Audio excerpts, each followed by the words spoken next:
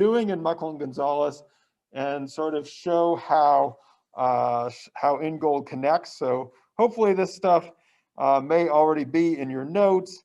This is not a sort of copy everything down kind of deal anyway, but you know, I just want to take us back into this water part. I want to bring my chat back up so I can see if anybody chats about anything more than hunting season. There we go. Basically, if you remember back in the sustainability chapter and the politics chapter, we're talking about water and the importance of water, contaminated water, the importance of water for indigenous rights movements and those kinds of things. And I want to bring this back as a kind of link up to something that Ingold writes about pretty early on in the book about kind of where, do something. Yes, there we go. Where we are as a world. And so, you know, Ingold is talking about here industry and how the burning of fossil fuels is, quote, affecting the world's climate, increasing the probability of potentially catastrophic events, and in many regions, shortages of water, so there's that water again, and other necessities of life have sparked genocidal conflicts. The world remains in the grip of a system of production, distribution, and consumption that, while grotesquely enriching a few, wow, that's so true. Grotesquely enriching a few, we can probably even name those few that are being grotesquely enriched right now, has not only left countless millions of people surplus to requirements, which is basically to say that, you know, people that are left out of the system, condemned to chronic insecurity, poverty, and disease. And for some of you who are looking at some of those lines of cars outside the food banks and stuff like that, it's really quite incredible right now. But also wreaked environmental destruction on an unprecedented scale, rendering many regions uninhabitable and clogging lands and oceans with indestructible and hazardous waste. So again, highlighting the importance of water, the importance of understanding where we are as a world. We talked about this also in terms of how anthropology started 100 years ago, how, you know, a lot of things got bulldozed and disappeared, but there's been a lot of people who are trying to revive and recuperate the old days. And as we talked about back then, you know, there's a lot of ruins of stuff from the sugar plantations in the Caribbean to industrial ruins in our world. And our current, the path we are currently on does not seem sustainable. Or the way that Ingold puts it in a kind of a more, an even more nuanced way or harsher way, you might say, that we are living with the world on a knife edge. That is to say that the world, we don't know which way it's going to go, and that our job here is to find our way around the ruins. So we have all these sort of ruins that sometimes I think about our classrooms like that. You know, we have these kinds of things that were built in the old days. Some of them are working still and some of them are not very much. Some of them are ruined, and it's our job to kind of figure out how to make things work in this new, or this old and new world. And so Ingold says, well, we are where we are. I'm like, it is what it is. We are where we are. We can't go back. We can't go to another planet. We can't go to another world. This is the world we have. We are where we are. And he brings in the words of Karl Marx. I don't know if you've heard much about Karl Marx. He's the author with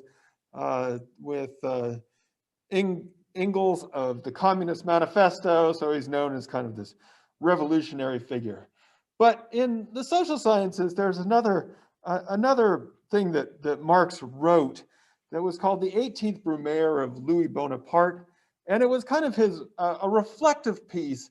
It was kind of after some of his revolutionary stuff had not worked out very well. And it was kind of reflecting upon how humans are both in charge of our own history, how we make history, or as he would have put it, men make their own history, or humans make their own history, but we don't get to choose the conditions of that history.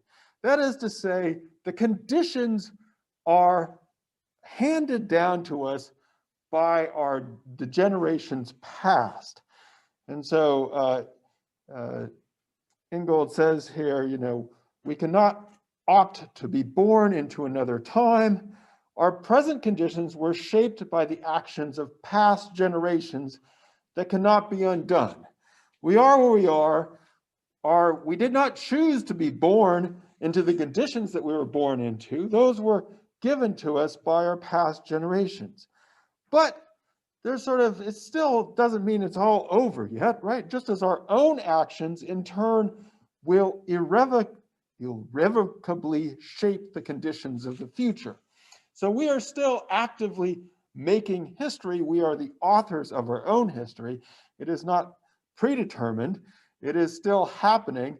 We didn't necessarily choose the conditions into which we've made that history, but we have to act as we know that our own actions will affect the generations to come and the conditions in which they find themselves. And in fact, we will find ourselves in the coming years. This is kind of a very famous phrasing of Marx that shows up in different ways in the social sciences, a way of thinking about how people are both active and they are making history and making choices, but they are also constrained by the choices and the history that has already been made before. It's something that you may see as you go along in your education. And so we get to, we are where we are. What do we do? At the end of Muckle and Gonzalez, they talked about what the contributions of anthropology in their view were.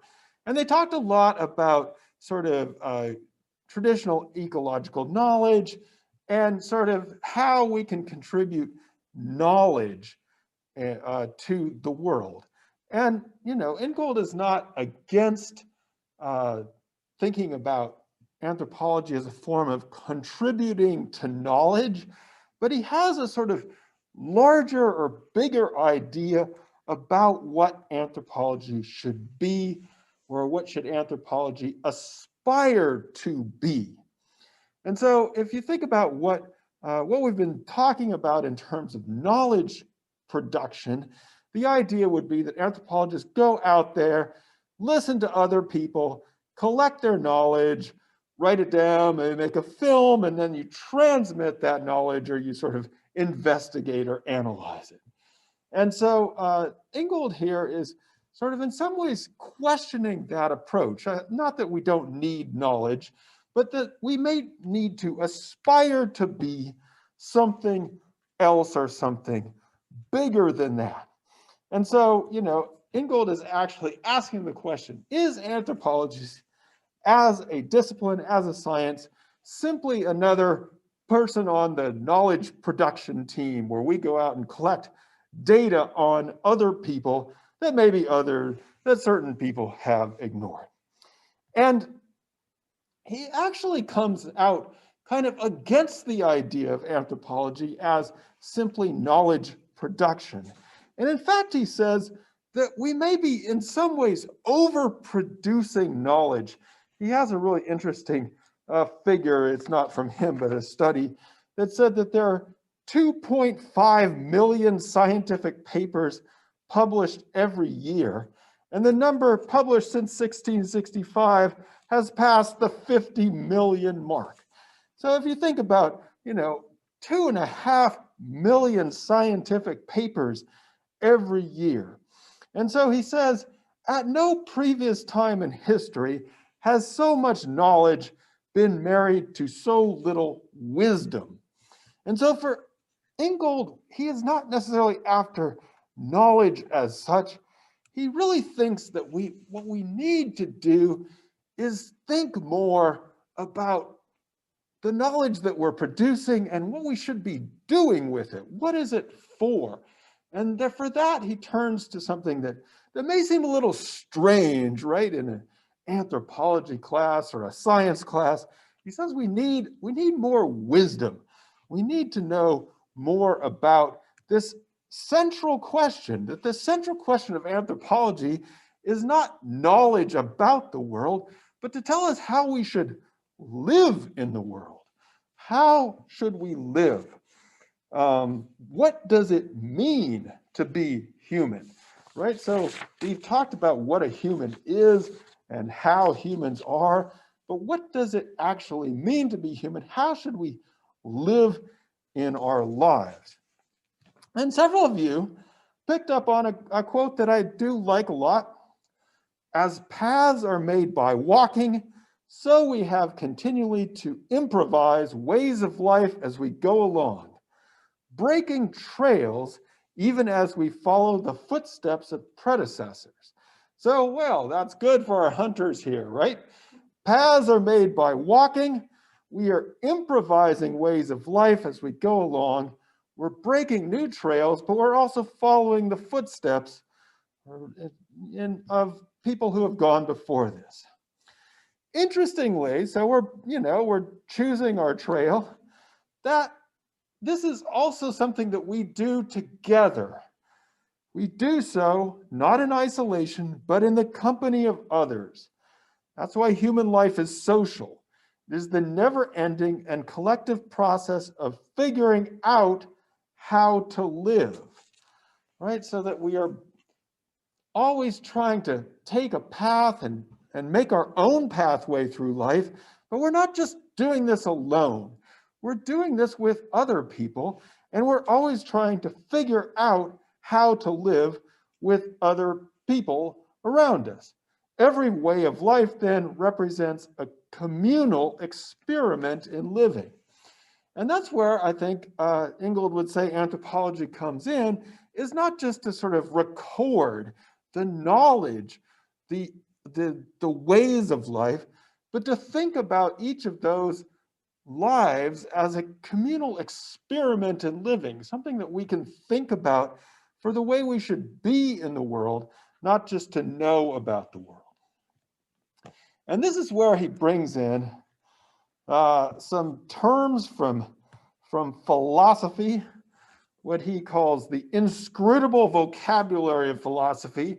That is to say, sometimes it's hard to know what these philosophers are talking about. So he brings in two terms here, epistemology and ontology. Now, epistemology is basically the way we know the world. And so that's that knowledge part. How do we know what we know? So when you are asking epistemological questions, you are asking questions of knowledge. You're asking how we know the world. But when you're asking, so in contrast, or in sort of, not in contrast, in relationship to that, there are questions of ontology. And again, this is these big words that philosophers use, but ontology are questions of being. They are how we be in the world, or how the world is. What is sort of the essence of the world? How, not just how we know the world, but what is the world composed of, or how can we learn, or how can we be in this world? And so when we are thinking about ontological questions, we are thinking about sort of questions that would not only are we finding out from other people different ways of thinking about the world, but different ways of being in it, to the extent that we might even let that be a challenge to our own understandings of the world. And so he gives you he concludes, or sort of getting toward the end of the chapter, he gives us this really, I think, super interesting example, which he's used in a different book that I have sometimes taught for my cultural ecology class. And it's of the Ojibwa people, and it's something that comes to us from, roughly the 1930s. And in the Ojibwa language, well, let's go back for a second. In Western languages, life life is seen as a property of things. So we sometimes talk about living things, sometimes we talk about living beings and non-living things. So we think about life as something that things have. They can either be animate or inanimate. This is sort of a fundamental distinction in Western thought, and it's the way it sees it is that life is sort of something a noun has. So you can have an animate noun or an inanimate noun. Now, interestingly, in the Ojibwa language, stones, the word for stones, which is a noun, is also in some cases, at least in our terms, classified as an animate noun, as if stones were alive. And so there was a famous, Ingold's drawing on an ethnographer here, an anthropologist, who asked Chief William Barons if all of the stones were alive. And you can see from this, the stones are like super, we're not just talking about little rocks here, we're talking about stones that are kind of rolling along in the riverbank. These are very important stones for the people that are there. And he sat there and he thought about it and he said, no, they're not all alive, but some of them are. And the ethnographer actually is, we'll pull up that picture. The ethnographer's name was Hollowell. And you can see there a picture of them together, Chief William Barons with Hollowell around in the 1930s. And what Hollowell was then after, or what was super interesting about this, is that in some ways it revealed a whole different way of thinking about life. As Ingold says, it means thinking of life in a way very different from that imagined by science. It is not life. Life is not some secret ingredient hidden within things deemed to be in possession of it, right? So life isn't just something that things have, whence they are mobilized on the world stage. So that's life as we think about as a property of things. In this way of thinking, it is to think of life, rather, as the potential of the circulations of materials and currents of energy that course through the world to bring forms into being and hold them in place for their allotted span. It is not then that life is in stones, rather stones are in life, which is super interesting, I think. It's a little bit, it may help to, be thinking about this in a deep way late at night. But the idea that life is what is all around us, and in some ways, life is what is the force which holds and brings us together and puts us into place for a while, and we sort of swim in the current of life, and then we swim out of it, so to speak, is,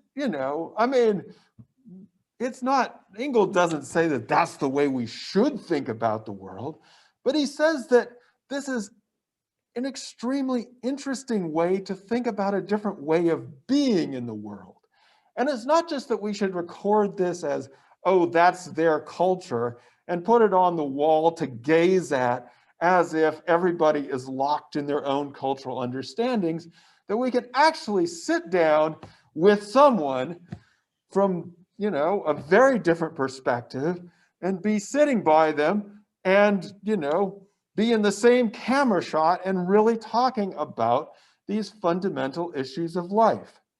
Now, as Ingold says, in the end, Hollowell actually sort of submerges the role of the person who was his friend here. And it wasn't until I read this book of Ingold that I sort of realized the whole story here, because in an earlier chapter on this, Hollowell says, he calls him an old man, this old man who was, thinking about these stones. Well, obviously they had a close relationship, but this person disappears in Hollowell's article, in Hollowell's account of things. And Ingold says that, this is tragic, and we can't do that anymore. We can't just make people into these sort of crystallizations of their culture. We can't, I guess in the language of today, we can't keep submerging people who have contributed so much to our own understandings of the world. We can't sort of erase that diversity and simply go forward with our own opinions of things. And so, Ingold sort of ends this chapter with the idea that we need to heal.